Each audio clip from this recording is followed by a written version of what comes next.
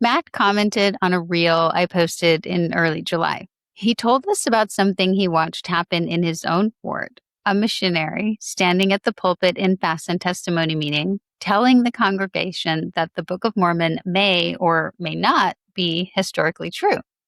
Not, I know it's true. Not even, I believe it's true. May or may not. And then he keeps going. He says following it makes his life better, makes him a better person, and that's what matters to him. Nobody stops him. Nobody pulls him aside afterward. He sits back down, and the meeting continues like nothing happened. When you trace where that kind of reasoning comes from, the language, the specific move of separating whether something happened from whether it's still meaningful, it doesn't trace back to Salt Lake City. It traces back to a psychologist with no LDS affiliation at all that either of us can find, and one who's never specifically talked about Mormonism. So why does a psychologist with no formal LDS connection keep showing up, unnamed, in the reasoning of some people staying in the church? Not why do people leave? Not why do people stay? Why is the specific tool that's letting some of them stay something the church didn't build, doesn't control, and, as far as we can tell, never asked for? We're not going to answer that yet. Hold on to it. Hannah and Jess, we got away. Now we're unpacking what they won't say. Behind temple walls and cover-ups, we're pouring tea in your coffee cups. It's the post-Mormon, post-mortem, digging up what they want forgotten. Trauma, truth, and crime, yeah, we're surviving. It's post-Mormon, post-mortem. Hello, Eternal Family. Welcome to Post-Mormon Postmortem, the podcast where we lovingly sift through the ashes of our former faith, one bizarre belief, and repressed memory at a time. We explore everything from the church's cultural weirdness and doctrinal whiplash to the deep wounds of religious trauma, Mormon crime, and the messy, glorious road to recovery. Whether you're freshly out, years removed, or just ex-mode curious, this really is the right place. We're here to hold space, spill tea, and call out the cultish stuff hiding in plain sight. I'm your host, Jess. And I'm Hannah. The psychologist we're talking about is Jordan Peterson. The move the missionary made has a name, and it's a lot older than Jordan Peterson. In the 1940s, a German theologian named Rudolf Bultmann proposed something that scandalized a lot of Christian scholarship at the time. He called it demythologization. His argument was that the New Testament comes wrapped in a first century mythological worldview: miracles, a three-tiered universe, demons, a literal ascension, and that you could strip that wrapping off without losing what actually mattered, which he called the kerygma, the core proclamation underneath the myth. The history didn't have to hold up for the meaning to survive. You just had to be willing to separate the two. Paul Tillich, one of the most influential Protestant theologians of the 20th century, picked up a version of this a decade later with the idea of ultimate concern, that religious symbols point toward something real even when they're not really factually true. What makes them religious is what they orient a person toward. And then Joseph Campbell, the mythologist who'd later become known to millions through his PBS conversations with Bill Moyers, took that same basic move and popularized it for a mass audience.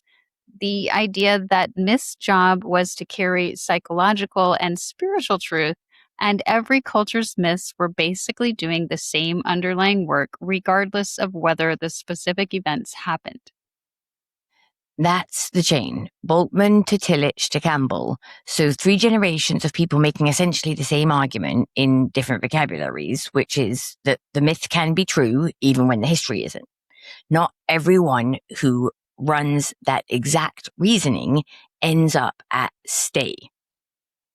Ed Firmich Jr., son of U law professor, raised LDS, describes going through his own version of this while he was in graduate school at Berkeley studying Near Eastern history.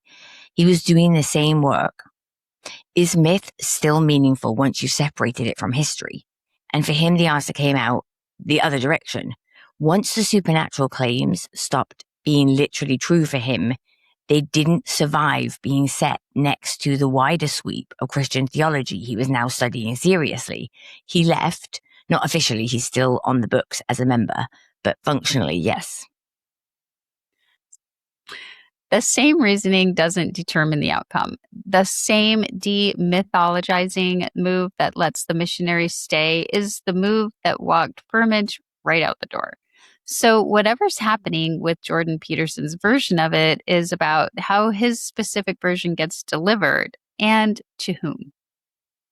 Which brings us to Peterson. Peterson's version of this comes through psychology and self-help rather than theology. He's not citing Bultmann on a podcast. He's talking about archetypes, about Jungian psychology, about stories as evolved survival information. But it's the same underlying architecture. A claim can be functionally true. It can be true enough without being historically true. And his audience for this, by his account in a tweet from March 2017, is 91% male.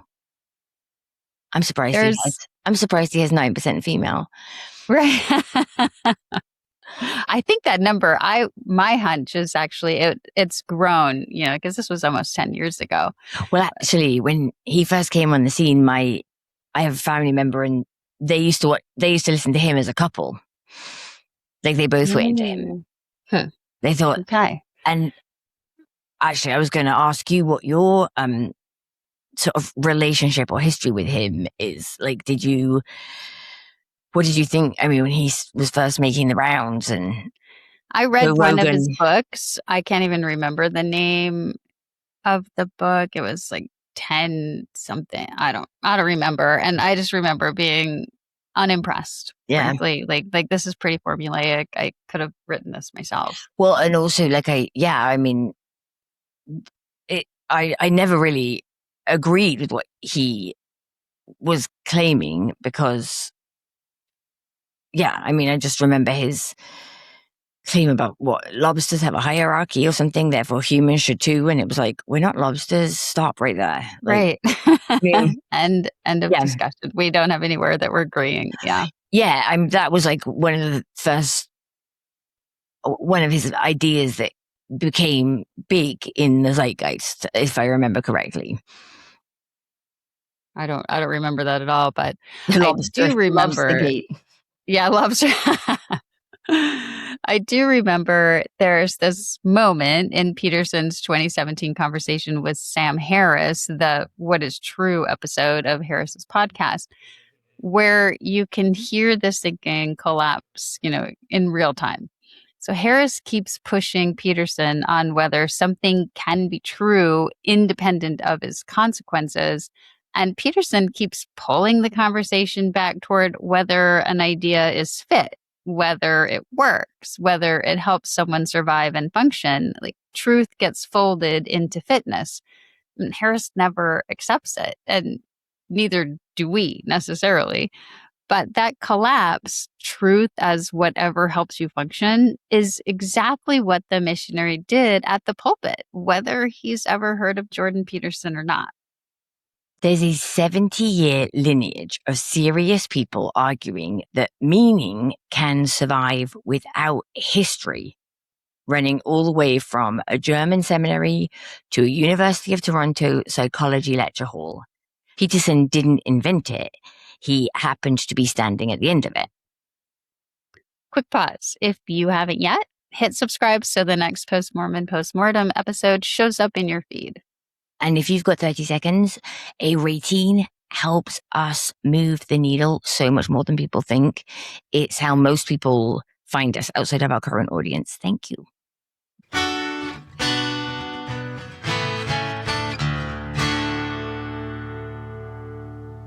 So go back to the missionary. Once you've got that lineage in your ears, his statement is a fully formed demythologizing move delivered from the pulpit without anyone in the room needing to know where it came from. And Matt's missionary isn't the only person he sees like this. He also told us that other members around him, including his wife, do the same reclassification, treating scripture as parable, as instructive story, rather than as historical claim, and doing it as members in good standing, not as people on their way out. Yeah. When you see, not to overuse this idea, but really when you see it, it's one of those things that it's so glaringly apparent. You can never not see it now as it works. And there's a second kind of flexibility here, and it's not about belief at all either. So Joe, another commenter on our social media, has a 20-year account of this. He said, the church funding his rehab, covering rent, covering food at a point when he badly needed it, without making full doctrinal belief a condition of that help. It's genuinely tempting to read that as the church loosening it up, becoming more flexible about what it actually requires you to believe to belong. So help without demanding belief first, softening on historicity without anyone getting pulled into a bishop's office over it.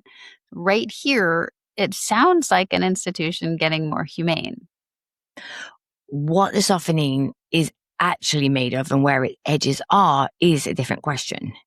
Pew's religious landscape study has tracked LDS retention of people raised in the church across 3 survey waves. 70% in 2007, 64% in 2014, 54% in the 2023 through 2024 wave. That's Pew specifically. There's a separate general social survey estimate that shows a steeper drop from 75% down toward the high 30s, but that number comes from a much smaller and noisier sample. So we're naming Pew as the anchor number here and flagging the GSS figure as directional, not load-bearing on its own. There's a historical pattern underneath that. The era matters. Researchers Phillips and Cragen, using GSS data from 1972 to 2010, documented male-skewed attrition, driving Utah's gender ratio to something like 60-40, female to male, by 2008. Men leaving the church at a higher rate than women for decades. That's the old pattern, but not the current one. Pew's 2023 through 2024 data shows something closer to a reversal. Female LDS disaffiliation increasing every birth decade since the 1960s, with younger LDS women now disaffiliating faster than younger LDS men. There's a political gap sitting underneath that too. Pew found in 2019 that 42% of LDS women approved of Trump against 63% of LDS men, 21 points different. Now put Peterson's own audience next to both of these figures. 91% male, his own figure, from his own tweet. 3 numbers verified separately, landing in the same place. Women leaving faster, a real approval gap by gender, and a psychologist whose audience skews almost entirely male. That Trump figure is really illustrative of maybe what's undergirding some of these decisions. Agree. Nobody's tracked LDS men's moving towards Peterson specifically. That would be interesting. Or LDS women moving away specifically, if they were ever even moving in that direction. The overlap is real. What connects it has not been shown. You don't have to consciously reason from one to the other for the effect to be real. Either way, the church didn't build the framework, demythologizing. The myth doesn't need history move. It doesn't have to defend it or source it or answer for it if it falls apart under scrutiny, because it didn't come up with it. It's outsourced apologetics. But outsourced apologetics only has to win one argument. Watch what it's never asked to win. Call what we just described the gray area. Belief allowed to soften, historicity allowed to go blurry, none of it enforced. The gray area tends to apply to truth claims, not to institutional power or control. the missionary at the pulpit gets to say the Book of Mormon may or may not be historically true. And nobody's coming for that missionary over it, not in this decade. On the same timeline, none of this has softened. Tithing is still a hard requirement for a temple recommend. The pass that determines whether you can enter the temple, get married there, do the ordinances that matter most in this faith, that's still assessed in a worthiness interview. No may or may not version of that conversation exists. The temple recommend interview itself, unchanged in its basic structure and its stakes. Disciplinary councils still convened, still capable of ending someone's membership, still operating on the church's own timeline and its own definition of apostasy. And the Strengthening Church Members Committee still exists, still compiles files on members whose public statements draw scrutiny. And historian D. Michael Quinn is explicit that even the total number of people staffing it has never been made public. So every one of those is institutional power and institutional control.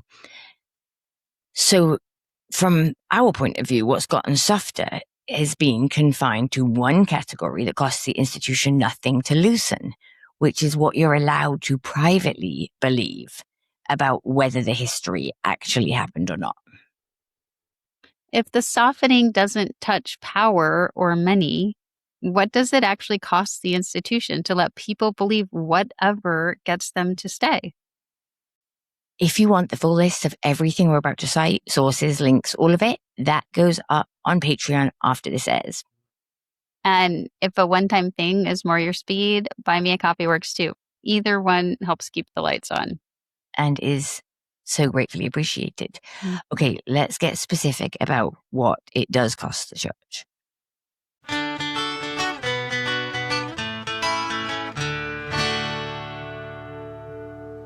Start with the Strengthening Church Members Committee. D. Michael Quinn in Mormon Hierarchy, Extensions of Power documented that the committee's origins traced back to surveillance files started while Ezra Taft Benson was still an apostle, tracking members regarded as left-wing, liberal, communist, or socialist. By the time Quinn was writing Mormon Hierarchy Extensions of Power in the 1990s, he describes files being kept on any member regarded as critical of church policy or too liberal, with files opened over something as small as a single controversial sentence on a piece written for Dialogue Journal, Sunstone, or the Journal of Mormon History, Exponent 2, or Mormon Women's Forum. Quite a specific group there, right? Yes, yeah. Quinn is careful. As we mentioned earlier, he says explicitly that the total number of staff and operatives working the committee has never been publicly known. So that's the actual limit of what's documented as far as we know. But then there's Ensign Peak, the church's investment arm. Its portfolio grew to roughly $32 billion in 2018, and the church did not disclose that. The SEC's own order, dated February 21st, 2023, lays out a scheme that ran from 1997 to 2019. Ensign Peak paid a $4 million penalty, and the church itself paid an additional $1 million, so $5 million total, for structuring its holdings across shell companies specifically to avoid the public disclosure normally required of an entity managing that much money. The Strengthening Church Members Committee and the Ensign Peak SEC financial violation are both institutional, and the last one that we're about to name isn't. Further back is where we're going. Helen Ma Kimball, sealed, married for eternity in LDS Temple theology to Joseph Smith at 14 years old. Joseph Smith was 37, and that's the church's own acknowledgement in their Gospel Topics essays, which places her age at several months before her 15th birthday at the time of the sealing. Because as long as we can say 15 instead of 14, it sounds tiny bit better. Mm-hmm. So, this is documented in the Joseph Smith history papers. So none of that harm is mythological. None of it is a question of whether a story happened the way scripture says it happened. It's a surveillance committee, a securities violation, and a child. The harm was not mythological. Go back to Joe, who commented on one of our social media posts, the 20 years of help without belief being required first. That's an anomaly, but it's real, and no one's going to take that away from his experience. But help without power sharing isn't belonging. The church extends material help freely when it wants to, but material help was never where its control lived. Reframing your epistemology doesn't settle the bill on a surveillance committee, a securities violation, or a child bride.